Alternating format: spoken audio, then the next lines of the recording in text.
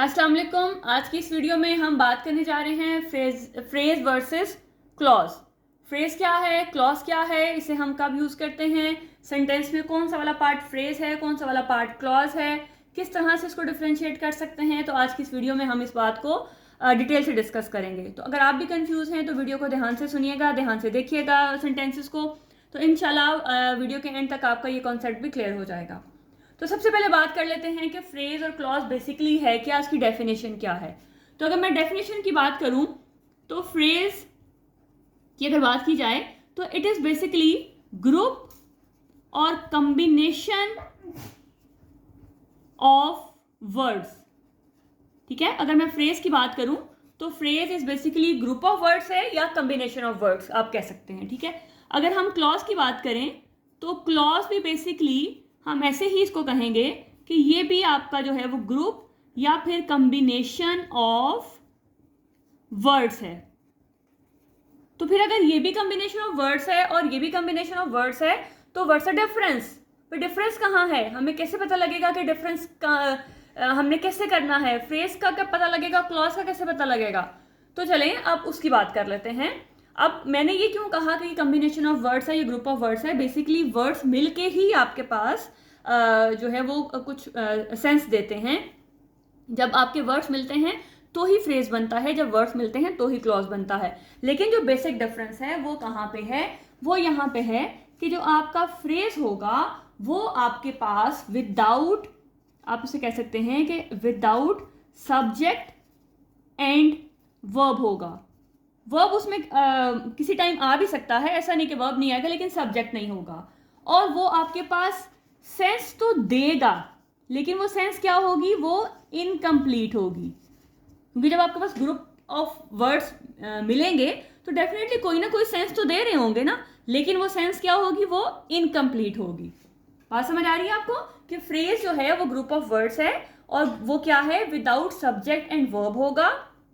मतलब उसमें properly subject नहीं होगा, वर्ब उसमें कुछ पार्ट ऑफ सेंटेंसेस में या कुछ पार्ट्स ऑफ उसमें बाज़ आ भी सकता है, ऐसा नहीं कि नहीं आ सकता, वर्ब आ सकता है। मतलब वो बाज़ मेन वर्ब भी हो सकता है, वो आपके पास किसी और फॉर्म में भी हो सकता है, लेकिन वो प्रॉपर सेंस नहीं दे रहा होगा। इसी तरह से अगर मैं क्लॉज की बात करूं तो क्लॉज क्या है, जो आपका सब्जेक्ट प्लस वर्ब है। अब जहां पे सब्जेक्ट और वर्ब मिल गया वो क्या देगा, वो सेंस देगा, और वो सेंस क्या होगी, वो कंप्लीट सेंस होगी। जब भी आपके पास सब्जेक्ट और वर्ब मिलेगा वो हमेशा से कंप्लीट सेंस देगा। ठीक है, जैसे आई रीड, मैं पढ़ती हूं, तो यहां पे आपकी बात कंप्लीट है, मेरा सब्जेक्ट भी है, देखिए आई रीड।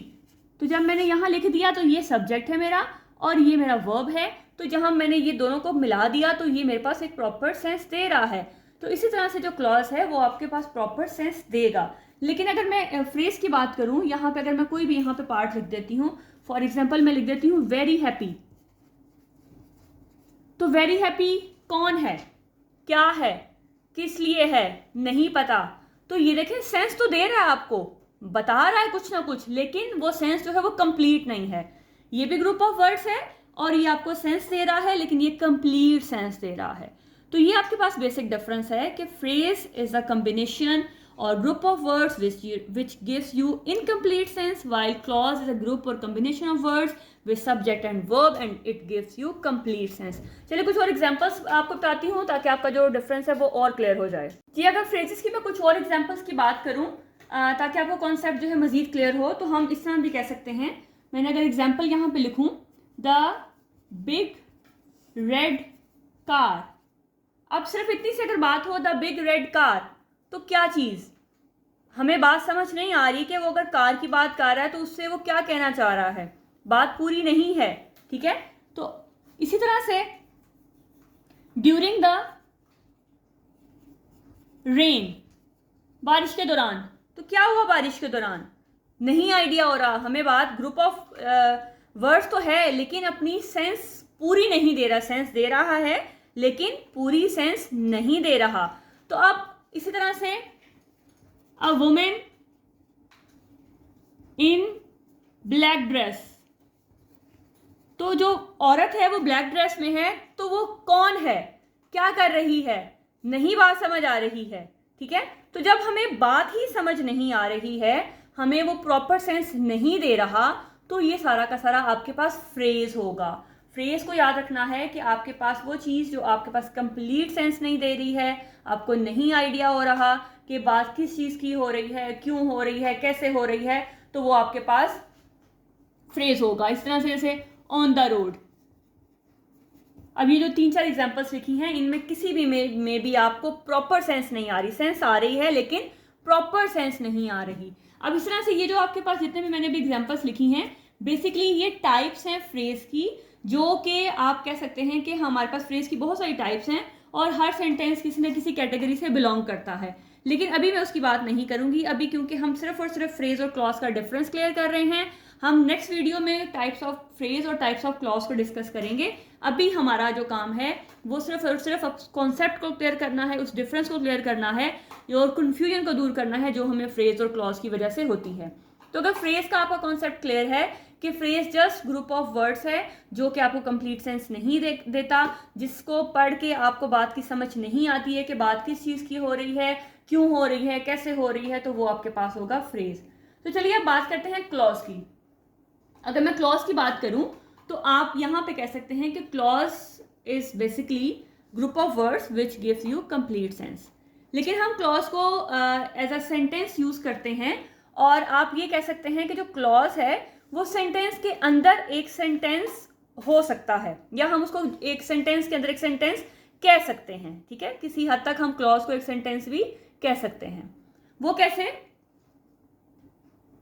कि क्लॉज जो है वो बेसिकली हमारे पास 2 टाइप्स हैं उसकी। क्लॉज की आपके पास 2 टाइप्स हैं। एक आपके पास है डिपेंडेंट क्लॉज और दूसरा है इंडिपेंडेंट क्लॉज, ठीक है। स्पेलिंग जल्दी में लिखते हुए अगर कुछ समझ ना आए तो आप मतलब बोलने पर जरा फोकस आप करें कि क्लॉज आपके पास 2 टाइप्स के हैं, एक है डिपेंडेंट क्लॉज और एक है इंडिपेंडेंट क्लॉज। तो सबसे पहले आपको ये पता होना चाहिए कि डिपेंडेंट क्या है और इंडिपेंडेंट क्या है। हम अगर सिर्फ मीनिंग की बात करें तो देखें डिपेंडेंट कौन होता है, जो किसी पे डिपेंड करता है। ये डिपेंड जो किसी पे डिपेंड करता है, जो जिसको अपनी बात बताने के लिए किसी पे डिपेंड करना पड़ता है, ठीक है। या सिर्फ अगर आप अपनी एग्जांपल ले लें, जैसे आप अभी हर चीज़ के लिए अपने पेरेंट्स पे डिपेंडेंट हैं, आप अभी खुद कुछ नहीं कर सकते हैं। आप एज अ स्टूडेंट अभी आपके पास इतनी वो ये कह सकते हैं कि आप इस लेवल पे नहीं हैं कि आप अपने लिए कुछ कर सकें। आपको हर चीज़ के लिए अपने पेरेंट्स की ज़रूरत है, आप उन पर डिपेंडेंट हैं। लेकिन एक स्टेज आएगी जब आप पढ़ लिख के कोई जॉब करेंगे और आप खुद अपना पैसा कमाएंगे और आप अपनी ज़रूरियात को खुद पूरा कर सकते होंगे, तब आप क्या हो जाएंगे, इंडिपेंडेंट। तब आप क्या होंगे, इंडिपेंडेंट, मतलब कि जिसको किसी की ज़रूरत ना हो। उर्दू में आसानी के लिए लिख देती हूँ, जिसको किसी की ज़रूरत ना हो। और डिपेंडेंट कौन है, जो किसी पे डिपेंड करता है, जिसको ज़रूरत है, जिसको किसी की ज़रूरत है। तो इसी तरह से क्लॉज में भी आपके पास 2 टाइप्स हैं, एक है डिपेंडेंट और एक है इंडिपेंडेंट। तो डिपेंडेंट वो जो कि इसके ऊपर डिपेंड करेगा, जबकि इसको इसकी ज़रूरत नहीं पड़ेगी। वो कैसे, वो मैं अब आपको सेंटेंसेस के एग्जाम्पल से समझाती हूँ। जी यहाँ मैं एक सेंटेंस लिखती हूँ, अब आपने बताना है कि कौन सा वाला आपके पास डिपेंडेंट है और कौन सा वाला इंडिपेंडेंट है। When he arrived, ठीक है। एक पार्ट मैंने ये लिखा और एक पार्ट मैंने लिखा he talked to me। ये मैंने 2 पार्ट लिख दिए हैं, when he arrived और सेकंड पार्ट है he talked to me। आपने ये देखना है कि यहाँ पे कौन सा जो पार्ट है वो आपको क्लियर सेंस दे रहा है। तो अगर हम देखें when he arrived, जब वो पहुंचा, जब वो आया, तो क्या हुआ, नहीं पता लग रहा। he talked to me, उसने मुझसे बात की, तो उसका मतलब है जो he talked to me है ये आपके पास प्रॉपर सेंस दे रहा है, यहाँ पे इसको किसी की ज़रूरत नहीं है। तो जब इसको किसी की ज़रूरत नहीं है तो इसका मतलब है ये इंडिपेंडेंट है। और जब ये मेरे पास when ही, जब वो आया, अब ये क्योंकि बात ही जब से शुरू हो रही है, तो जब हमें इसका मतलब है ये बात पूरी नहीं करेगा। तो जब ये बात पूरी नहीं बता रहा तो इसका मतलब है ये डिपेंडेंट है। तो जब हमारे पास एक डिपेंडेंट और एक इंडिपेंडेंट क्लॉज इकट्ठा हो जाएगा तो उसको हम अगर एक फॉर्म में लिखेंगे, he talked to me when he arrived, या मैं इसको ऐसे भी लिख सकती हूँ when he arrived, दोनों फॉर्म में लिखा जा सकता है, उससे कोई फर्क नहीं पड़ेगा।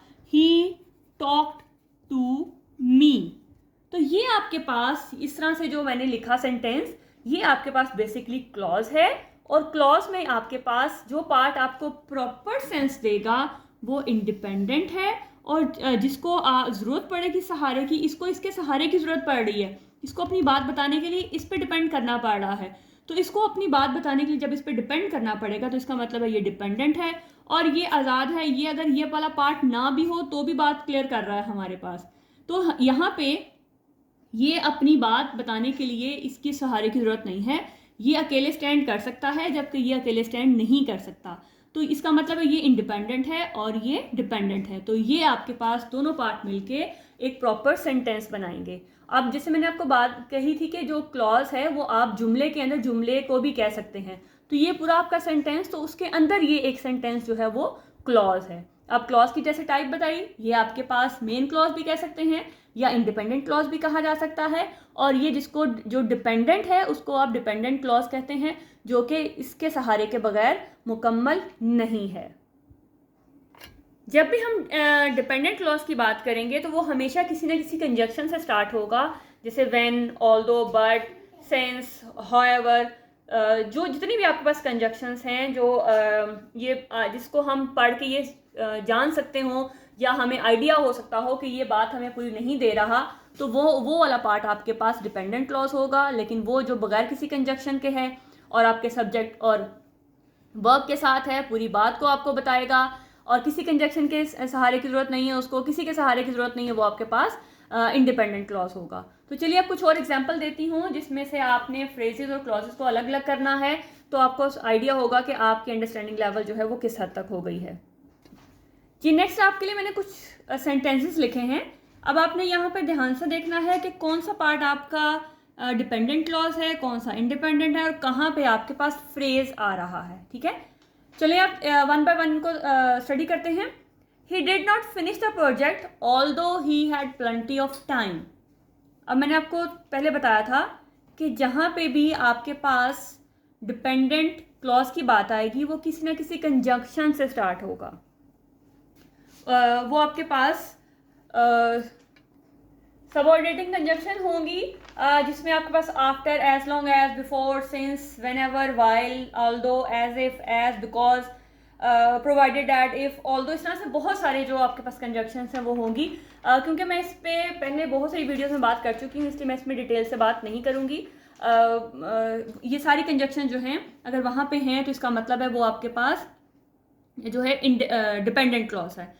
तो हम क्योंकि कंजक्शन की बात कर रहे हैं तो हमें यहाँ पे कंजक्शन नज़र आ रही है ऑल्दो, या आप ये कर सकते हो कि आप सेंटेंस को पढ़ के देखें कि कौन सा वाला पार्ट आपके पास पूरी बात दे रहा है और कौन सा वाला पार्ट आपको पूरी बात नहीं बता रहा, और उसको पिछले सेंटेंस की या अगले सेंटेंस की ज़रूरत है। क्योंकि ये बताया कि जैसे ये पहले भी आ सकता है और बाद में भी आ सकता है, ये लाजमी नहीं है कि जो आपके पास कंजक्शन वाला पार्ट है वो बाद में ही आए।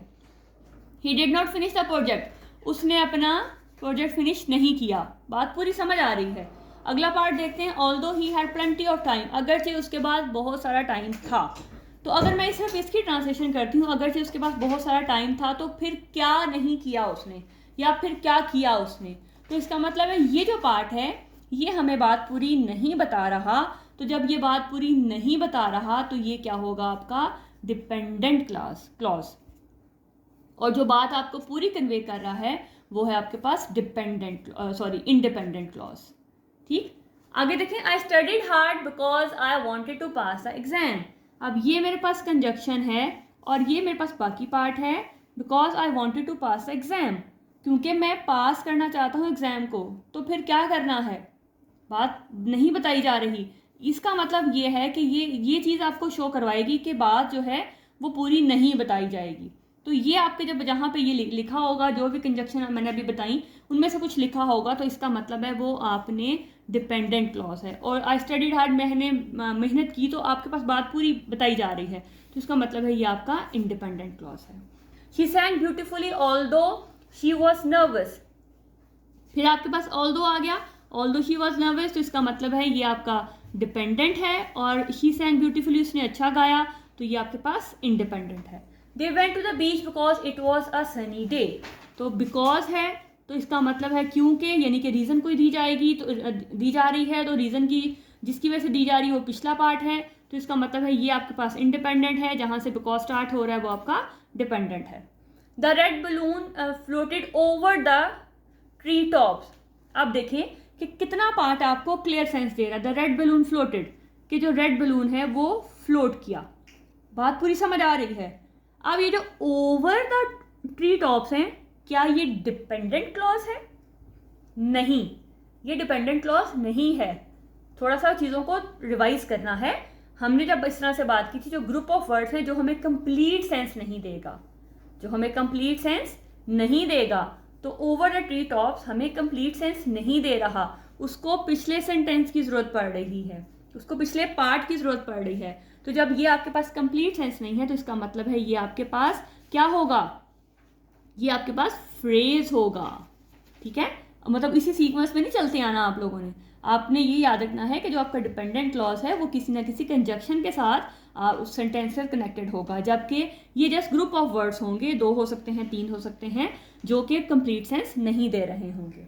On Sunday I went to the cinema, अब कौन सा पार्ट आपको, यहाँ 2 पार्ट हैं, कौन सा वाला पार्ट आपको कंप्लीट सेंस दे रहा है, ऑन संडे या फिर I went to the cinema? किस बात से आपको पूरी बात की समझ आ रही है और उसको दूसरे पार्ट से आपको लिंक करने की जरूरत नहीं है? तो definitely I went to the cinema, ये आपको कंप्लीट सेंस दे रहा है, तो ये आपके पास क्लॉज हो जाएगा और ये आपके पास फ्रेज हो जाएगा। Next year we are visiting New York, आपने ये भी याद रखना है कि जो आपके पास फ्रेजेस हैं वो आपको एक्स्ट्रा इंफॉर्मेशन भी देते हैं सेंटेंस के अंदर, ये भी याद रखिएगा कि ये एक्स्ट्रा इंफॉर्मेशन भी देते हैं, चाहे वो कंप्लीट नहीं होती लेकिन एक्स्ट्रा होती है। अब नेक्स्ट ईयर, अगले साल, ये एक्स्ट्रा इंफॉर्मेशन होगी, लेकिन जो इंफॉर्मेशन है वो कंप्लीट नहीं है। वी आर विजिटिंग न्यूयॉर्क, अब ये आपके पास कंप्लीट सेंस है, यानी कि आपके पास क्लॉज है, और ये आपके पास फ्रेज है। ठीक है, they skipped along the road, along the road, along the road, क्या किया उन्होंने? दे स्किप्ड, तो इसका मतलब है ये तो पार्ट हमारा पूरा है, लेकिन इस पार्ट को इसकी ज़रूरत है, तो ये वाला पार्ट आपका क्या हो जाएगा? फ्रेज। तो आई होप कि आपको समझ आ गई होगी कि फ्रेज और क्लॉज में क्या डिफरेंस है। एक दफ़ा रिवाइज कर लेते हैं। Phrase is basically group of words या combination of words with a sense but incomplete sense, जो आपको सेंस नहीं देगा, मतलब सेंस तो देता है लेकिन कंप्लीट सेंस नहीं देता, ये याद रखना है। जबकि clause is also a group of words but with complete sense, इसके पास सब्जेक्ट भी होता है, इसके पास वर्ब भी होता है, और ये अपनी बात को पूरा कन्वे करता है। फ्रेज जो है वो अपनी बात को पूरा कन्वे नहीं करता।